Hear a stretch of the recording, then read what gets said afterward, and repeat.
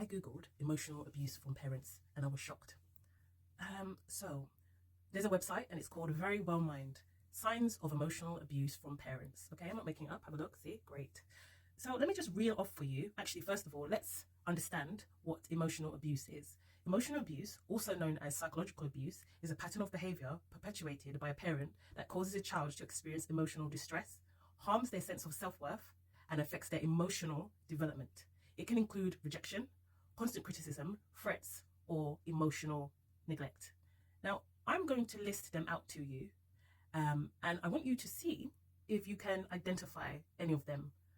So let me just get to this now. So first of all, emotional abuse doesn't have to leave bruises. It can leave severe emotional scars and can be as damaging to a child as physical or sexual abuse. So it's hard to recognize, difficult to prove. Types of emotional abuse by parents.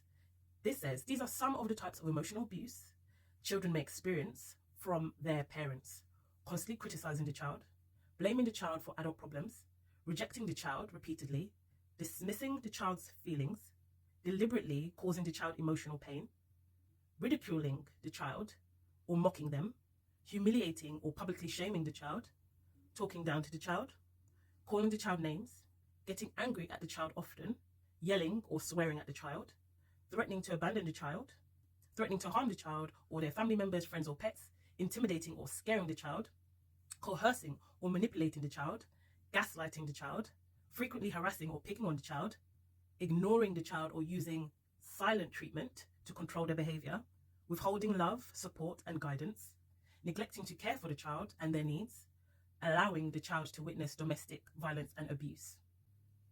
Now, some of these are signs of emotionally abusive parents: describing the child as a burden, showing little concern for the child and refusing to help, berating the child in front of their friends, teachers or neighbors, denying that there are any problems at home or at school, telling teachers or caregivers to discipline the child harshly if they misbehave.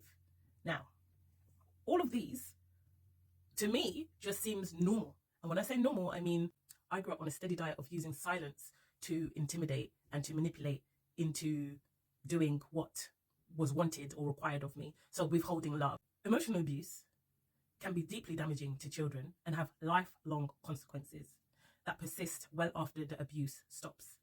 These are some of the effects that negatively impact a child as a result of emotional abuse.